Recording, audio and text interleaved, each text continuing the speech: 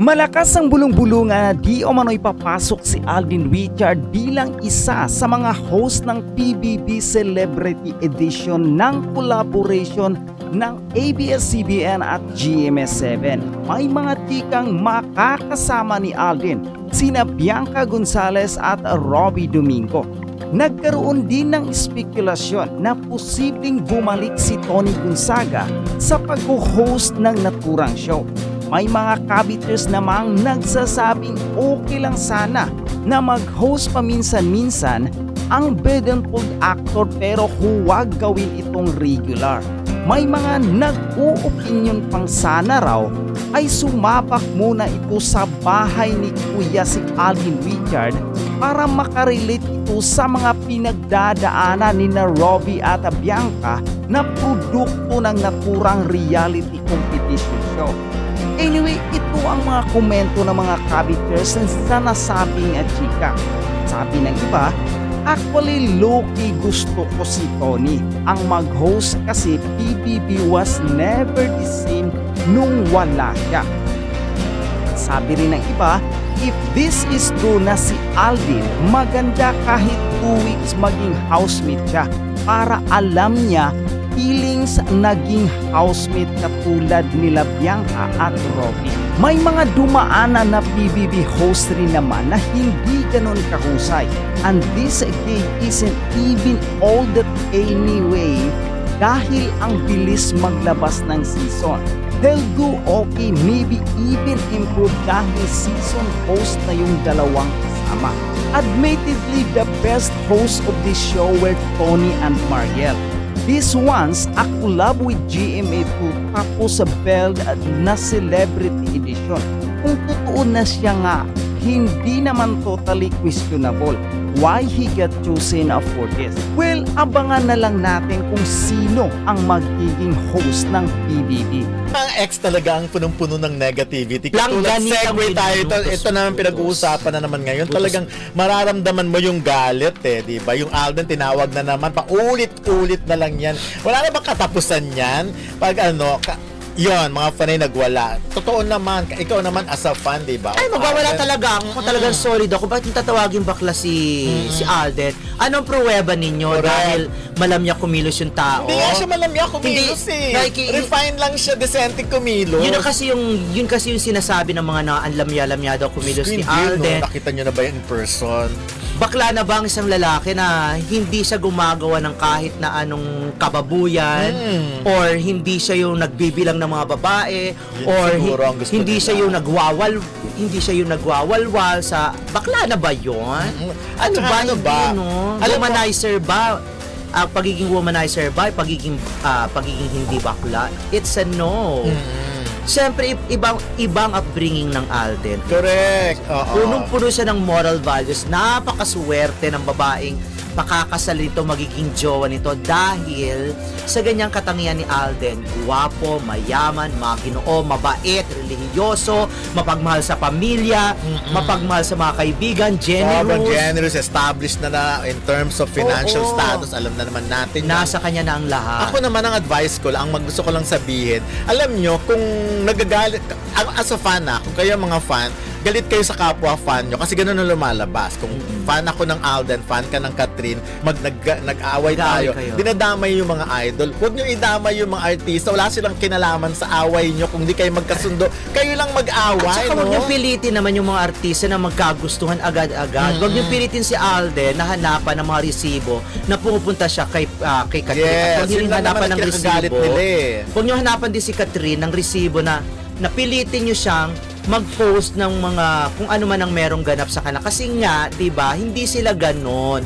Uulit-ulitin namin ni Dondon. Ito yung panahon na nagpapahinga muna sila para sa ganap nila at ibinibigay nila yan, yung moment na yan na makapag-promote at masolo ng live ang limelight ng Kim Pao kasi meron silang pelikulang ilalabas.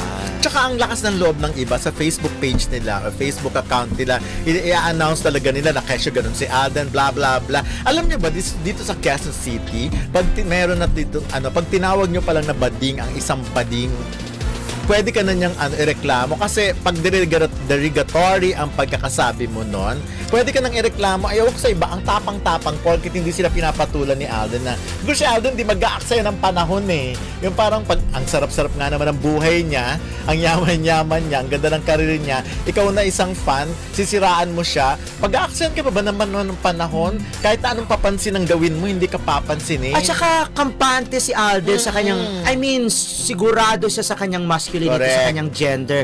Wala na siyang dapat patunayan. At yung mga nagsasabi pa nga na lalaki ako, yung pa nga talaga yung mga Correct. bakla na tinatago pag sinabing lalaki ako. Pero pagdating ng mga ilang taon, mga pagtandaan nila, mga bading pala ito, mga ito, tinatago lang. Oo. Na hindi lang nila matanggap sa sarili na bading sila. Pero yung mga katulad ni Alden, wala, sigurado sila sa pagiging lalaki na bakit kinakilapan lang sabihin na, oo, lalaki ako. Oo, hindi ako bakla. O, yung mga tibungan walang ganon. Tsaka sa talas sa lit ng showbiz, sa talas ng pakiramdam ng mga Ikaw tao ba? sa showbiz, nakita nyo na bang merong, nabalita na ba si Alden na meron siyang ginawang something sa isang lalaki? Kaya ba sabihin na lalaki ako? Hindi, kasi hindi naman ako lalaki. O, yun na nga eh. Di ba? Diba? Ibig sabihin, hindi na kinakailangan sabihin na lalaki ako, hindi na sasabihin na hindi ako lalaki, di ba? May mga okay. ganon. Tatawanan lang kayo ng mga totoong Kaya lalaki nga, yan. tsaka Minsan yung ibang mga lalaki nga, di ba nagbabakla-baklaan At pa? yun pa, yung bigla ka magagaling magbakla-baklaan. Yun yung pa mga magagaling tunay na magbakla-baklaan, lalaki. yung mga tunay na lalaki na Diba? para lang Kita mo naman si inisin Dolphy, kayo. oh. Di Yung ba? mga- Minsan, may mga tunay na lalaki talagang nakakainis pag nagbakla. Kasi, isipin mo, hala, parang mas tutupa to kaysa sa akin. Oo, pero yun again, ingat lang sa pagpo-post ng ganun porket hindi porket hindi kayo pinapatulan ng tao, pwede nyo nang abusuhin yung karapatan nyo sa social media.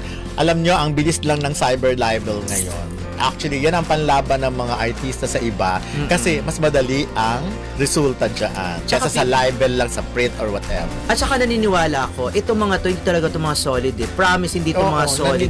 Hindi rin itong solid ng Catherine. Kumbaga siguro, nakikisolid lang itong mga Correct. to. Nakikipan lang itong mga to para lang gumawa ng gulo, mag-create ng kontrobersiya, mag-create ng ingay, pag-away-awayin kayo. Kaya nga, i-verify nyo muna, i-validate nyo muna kung totoong solid itong mga ito.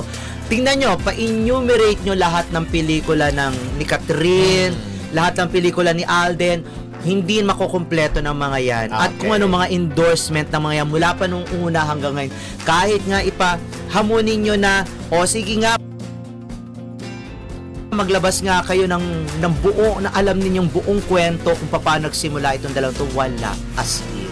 Ayun, well, ano nga yan di ba? Parang, kung ikaw si Catherine, sa tingin mo matutuwa. Kung talagang fan ka ni Catherine, sa tingin mo matutuwa si Catherine na ginaganon mo si Alden. Same goes with Alden, lalo na si Alden. Hindi niya gugustuhin na lalaitin niyo naman si Catherine. Yun Pero lang kasi yun. itong mga to, minsan ayaw na lang nilang sumausaw para kasi the more na sumasawsaw Kaya ka, nga mas lalo kang open for criticism open ka for yun, panlalait. Dami talaga nagpapapansin sa social media. Kailangan talaga negative ang personality mo para mapansin ka. Well, anyways, yun na yun. Oo nga. Okay, Lorna Tolentino tumanggi sa R-scene sa Batang Quiapo. Ayun ang loka si Lorna kasi na-interview ko siya sa birthday party ni Gorgie Rula at tinanong niyan, supposed to be meron palang R.